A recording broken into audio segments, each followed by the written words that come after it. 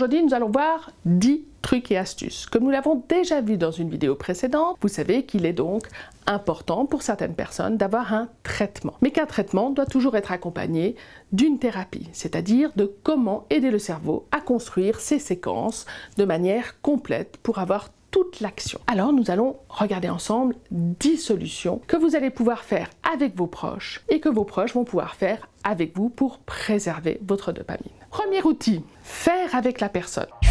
Pour construire la séquence dans le cerveau, il est très important de faire avec la personne qui a un TDAH. On range la table ensemble, on range la chambre ensemble, on fait la valise et prépare la valise pour les vacances ensemble, on prépare le cartable ensemble, jusqu'à ce que la séquence soit au complet. N'hésitez pas à répéter et accepter qu'effectivement, pour ces personnes-là, il faudra répéter plus longtemps, car la séquence de construction neuronale est plus lente à se constituer dans le cerveau. Faire ensemble, répéter, essentiel pour permettre de construire cette mémoire qui se mettra ensuite dans la zone automatique. Puis nous avons le deuxième outil, c'est les rituels.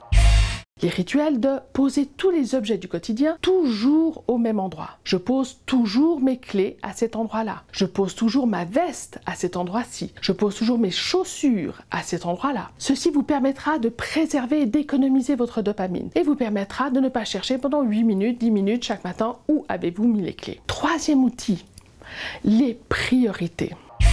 Très souvent, une personne qui est TDAH a tellement peur d'oublier les tâches qu'elle met tout au même niveau d'importance. Mais ce n'est pas le cas. Nous avons des tâches essentielles à faire aujourd'hui. Si je ne les fais pas, je vais dans le problème ce soir. Nous avons des tâches B qu'il est essentiel que je fasse dans la semaine. Mais si je ne les ai pas fait aujourd'hui, ce n'est pas un drame. Et nous avons les tâches C qui très souvent nous procurent beaucoup plus de dopamine que nous aurions tendance à avoir envie de faire maintenant, mais qui ne sont pas du tout d'une urgence quelconque.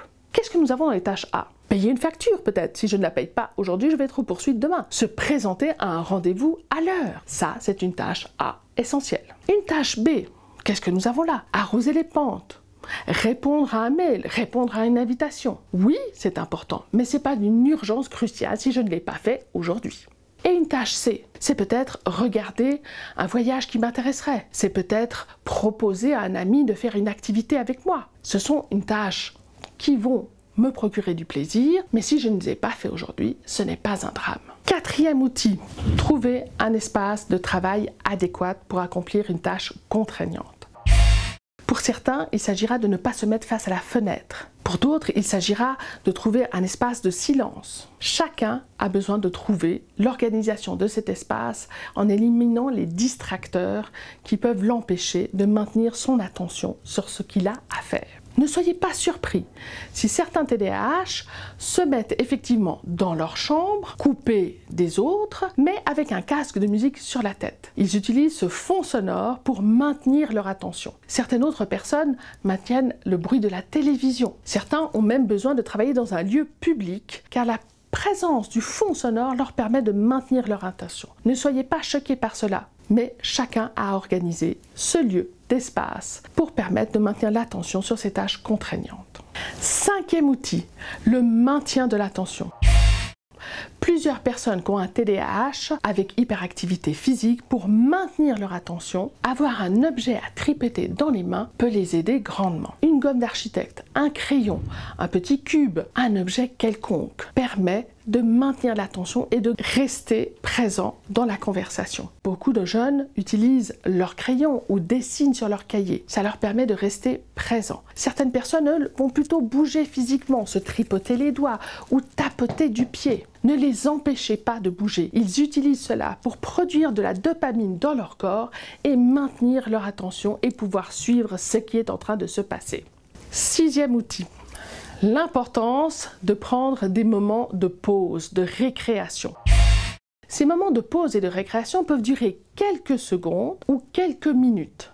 Ils permettent de recharger le cerveau en dopamine. Pendant un examen, pendant une épreuve, n'hésitez pas à lever la tête, à penser à un morceau de musique que vous aimez bien, à penser à un moment de réjouissance pour recharger le cerveau en dopamine. N'hésitez pas, quand une tâche est difficile, quand vous êtes en train d'écrire un courrier ou préparer vos factures, de peut-être vous lever, respirer, regarder par la fenêtre et revenir pour recharger et préserver votre dopamine.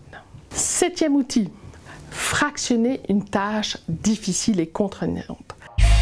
N'hésitez pas, quand une tâche vous paraît contraignante et difficile, à la couper en petites tranches de saucisson. Prenons par exemple le fait que vous deviez écrire une lettre de motivation. Vous allez fractionner ça, saucissonner ça. Premièrement, à qui j'écris? Deuxièmement, pour quel type de poste? Troisièmement, à quel pourcentage? Quatrièmement, quelles sont mes qualités?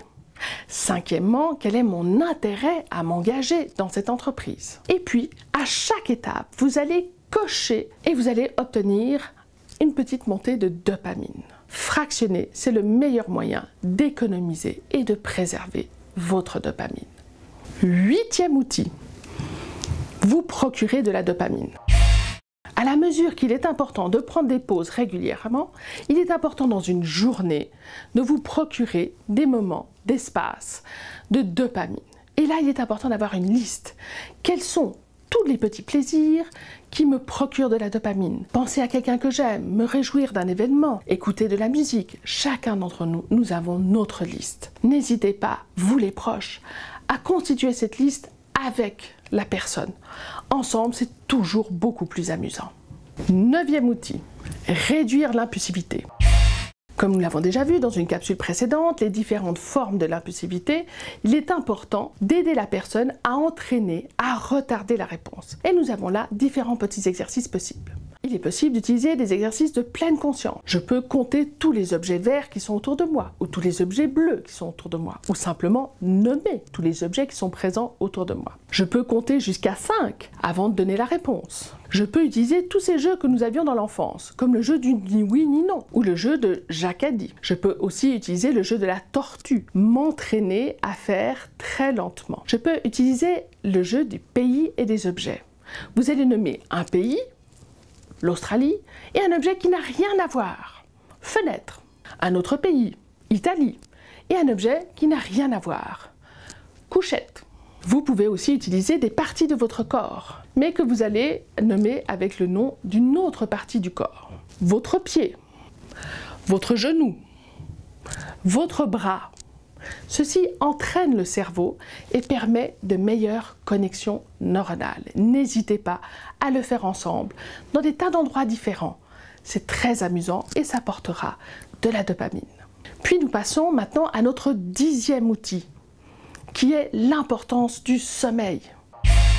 Dormir, comme nous l'avons déjà vu dans d'autres capsules, dormir dans le noir, sans la moindre lumière, sans la lumière des recharges, est essentiel car ces cerveaux ont tendance à capter la moindre luminosité et donc tout de suite à se réveiller. Bien dormir dans le noir et bien s'exposer la journée à de la lumière. N'hésitez pas à ne pas porter de lunettes de soleil. Plus vous êtes exposé à la luminosité et mieux ça sera pour vous.